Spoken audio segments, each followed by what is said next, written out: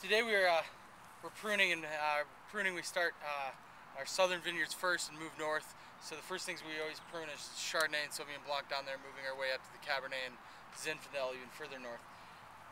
When we prune, a lot depends on the strength of the vine. As you can tell, these vines have a good amount of vigor. They're pretty healthy and in balance.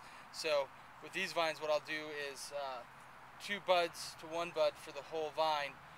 This is bilateral cordon, which means it runs 2 different ways, and it's a vertical shoot positioning trellising.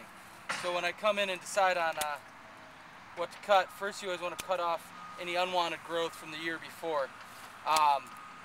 Took that off because I've got a good position here where I can leave 2 buds right there on the end of the vine.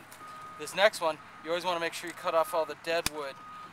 Little critters like to live in there. And see, then I got 1 and 2 buds here. And we'll do this all the way down the vine.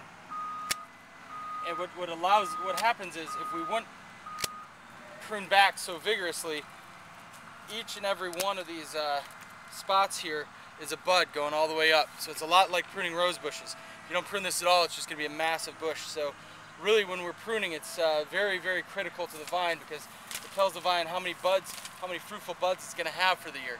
So if you don't prune harsh enough, what happens is you get a lot of fruit, but it's less quality. If you over prune, then what happens is you get a lot of growth, but not enough fruit. So there's a fine balance in there. And at Grgich, we like to treat each vine differently, but with the same concept of, we want our vines to be in balance. And this is one of the first steps in getting a vine in balance and working within the parameters of what the vine is trying to do. So we'll go and prune. We prune everything by hand. We don't use any machines.